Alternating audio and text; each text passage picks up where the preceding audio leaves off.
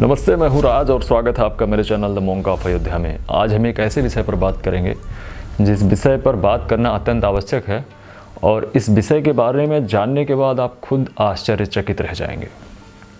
आज हम बात करेंगे spirituality percentage of youth in India, यानी कि भारत के युवा कितने आध्यात्मिक हो चुके हैं। और ये जानने के बाद आप शॉक रह जाएंगे कि भारत के युवाओं में 60 से 70% युवा आध्यात्मिक हो चुके हैं, लेकिन इनके आध्यात्मिकता की परिभाषा अलग है। कुछ रिसर्च, ऑनलाइन बिहेवियर और सर्वेज के माध्यम से जो मुझे आउटपुट्स मिले हैं वो ये मिले हैं कि भारत का युवा 60 से 70% आध्यात्मिक हो चुका है। और इस आध्यात्मिकता के प्रतिशत में सबसे ज़्यादा बूस्ट तब आया है जब अयोध्या में राम मंदिर का निर्माण हुआ है। लोग स्पिरिचुअल कंटेंट बनाना शुरू कर दिए। क्रिएटर्स ने आध्यात्मिकता और धार्मिक चीज़ों से संबंधित कंटेंट क्रिएट करना स्टार्ट कर दिया और लोगों में एक होड़ सी लग गई। लेकिन आज के युवाओं में इस आध्यात्मिकता का अलग ही अर्थ है। सबसे पहले तो आपको ये बता देता हूँ कि आध्यात्मिकता होती क्या है। आध्यात्मिकता वो चीज़ है कि WWE के रेसलर रिंकू सिंह को वो प्रेमानंद जी के आश्रम में पहुँचा दी। और न जाने कितने ऐसे युवा हैं, न जाने कितने नाम और ख्याति के लोग हैं जिन्होंने अपना सब कुछ छोड़कर उस चीज़ को अपना लिया जो किसी ने उनके बारे में सोचा ही नहीं था कि वो ये बन सकते हैं।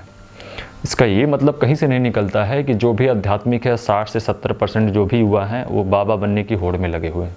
इसका ये मतलब नहीं होता है। 60 से 70% युवा अब लगे हैं अपने अंतर मन से सवाल पूछने में। आध्यात्मिकता वो चीज़ होती है कि जब आप बाहर के लोगों से सवाल पूछ के थक चुके होते हैं और आप खुद से सवाल पूछ रहे होते हैं। आध्यात्मिकता में व्यक्ति तभी प्रवेश करता है जब उसके अंदर अत्यंत पीड़ा, अकेलापन और स्ट्रेस, चिंताओं में घिर जाता है। तब उसको दिखता है कि मुझे कुछ न कुछ इस सवालों का जवाब कहीं ना कहीं से चाहिए। तब वह व्यक्ति स्पिरिचुअलिटी की ओर बढ़ता है, यानी कि आध्यात्मिक होता है। इसके कई फॉर्म चल रहे हैं इसमें इंडिया में।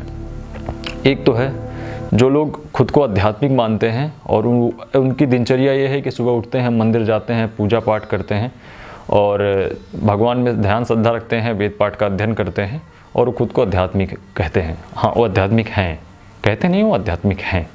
और इसके साथ साथ एक युवा है, युवा आज का है, वो इन चीज़ों में बिलीव करता है कि मुझे अपने इनर पीस की जानकारी चाहिए, यानी कि आत्मा की शांति, सेल्फ ऑब्जर्वेशन, खुद की देख रेख, मुझे क्या चाहिए, मुझे क्या करना चाहिए, क्या नहीं करना चाहिए, इस चीज़ की तलाश में वो आध्यात्मिक हो चुका है। और पहाड़ों में, हिमालय में रुकना, बनारस के घाट की आरती देखना, इन चीज़ों में, इन एक्टिविटीज़ में वो एक्टिव हो रहा है। और उसका मानना है कि ऐसा करने से वो आध्यात्मिक हो जाएगा और उसके जो मार्ग उसको नहीं मिल रहा वो मिल जाएगा, उसके उद्देश्य मिल जाएगा, उसका रास्ता मिल जाएगा और वो फोकस्ड हो जाएगा। इन युवाओं को कहते हैं SBRN, यानी कि स्पिरिचुअल बट नॉट रिलीजियस। ये ईश्वर में श्रद्धा रखते हैं और हृदय से रखते हैं, लेकिन ये धर्म के जो बनाए हुए नियम हैं उनको नहीं मानते हैं। ये धार्मिक होते हैं लेकिन धर्म के बनाए नियमों को ना मानते हुए ये मानते हैं कि ईश्वर हमारे हृदय में है।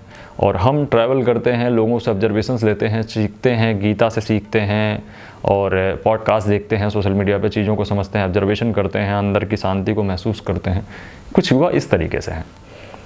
ये हो गया युवाओं का टाइप। दो टाइप के हैं, एक जो मंदिर जाते हैं और एक हैं जो खुद के इनर पीस को समझते हैं, इन अंदर के भाव को समझते हैं। उन्हें ये लगता है कि ईश्वर हमारे हृदय में है, बाहर कहीं नहीं है। और ये आध्यात्मिकता का दूसरा चरण है। आप कमेंट सेक्शन में ज़रूर कमेंट करके बताइएगा कि आप कौन से वाले आध्यात्मिक हैं। आप मंदिर वाले हैं या आप रिलीजियस हैं या आप रिचुअल्स को मानने वाले हैं, जो हमारे पहले के रीति रिवाज है उन चीज़ को फॉलो करते हैं, या आप प्रैक्टिकल हैं, आप प्रश्न पूछते हैं। धर्म कहता है ईश्वर है, आध्यात्मिकता कहती है कहाँ है दिखाओ। बस इतने में आप इस दोनों के अंदर को समझ सकते हैं। और गीता भी इस बारे में कहती है कि गीता का एक श्लोक है, अपरम भवतिम ज्ञानम। हर व्यक्ति एक बार जो है ज्ञान की तरफ बढ़ता है, कभी ना कभी वो जीवन के किसी न किसी क्षण में एक बार उस ज्ञान को पाने की उसके अंदर चेष्टा जगती है। इवन जो नास्तिक है, जो कहता है ईश्वर नहीं है, उसके अंदर भी ये इच्छा जगती है कि मैं एक बार सत्य को जान लूँ कि क्या है। और 60 से 70% जो है आध्यात्मिक हैं, जिसमें 5 से 10% हैं जो नास्तिक है, कहते हैं ईश्वर नहीं है और हर बात को प्रैक्टिकल तरीके से देखते हैं कि नहीं ये ऐसा नहीं है, ऐसा नहीं है, ऐसा है। आप किस में आते हैं वो ज़रूर बताइएगा। और इसके बाद हम बात करेंगे गीता का कुछ ऐसा उपदेश है, कुछ ऐसी चीज़ें हैं जिनको करने के बाद आदमी का मन और दिल दिमाग शांत हो जाता है हर तरफ से।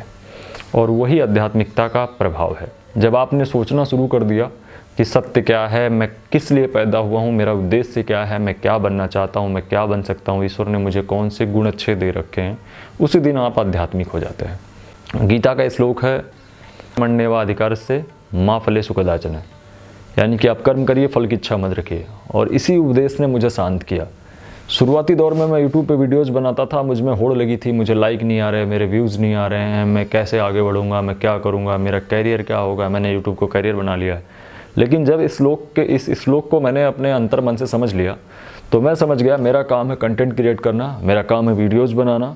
लाइक व्यूज़ ये मेरे फल हैं, ये मुझे मिले ना मिले इनसे मेरा कोई लेना देना नहीं है। मुझे बस कर्म करते रहना है, और आपको भी मैं इसी कर्म में, इसी होड़ में लेके चलना चाहता हूँ।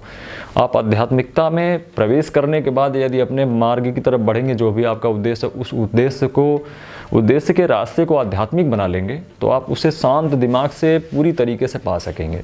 मेरा यही उद्देश्य है। अगले वीडियो में मैं आपके साथ मिलूँगा, जिसमें मैं आपको धर्म और आध्यात्मिकता, धार्मिक और आध्यात्मिक दोनों के बीच का अंतर बताऊँगा। फिलहाल के लिए इतना ही। और ये वीडियो में आप कमेंट करके ज़रूर बताइएगा कि आप कौन से आध्यात्मिक हैं, वीडियो का कौन सा तथ्य आपको अच्छा लगा, कौन सी बातें सही लगी, कौन सी बातें गलत लगी, ये बताना मत भूलिएगा। और मैं अपनी आध्यात्मिक यात्रा से स्टार्ट कर रहा हूँ। आपके साथ डेली मैं इस स्टूडियो से मिलूँगा आध्यात्मिकता से संबंधित चर्चाओं के साथ। मैं अपनी स्पिरिचुअल जर्नी स्टार्ट कर रहा हूँ, और इसमें जो लोग भी शामिल होना चाहते हो मेरे चैनल को सब्सक्राइब कर लें और वीडियोस को लाइक कर लें। और अगर उनका कोई मित्र ऐसा है जो आध्यात्मिकता में रुचि रखता है और प्रवेश करना चाहता है, उसको ये वीडियो शेयर भी जरूर कर दें।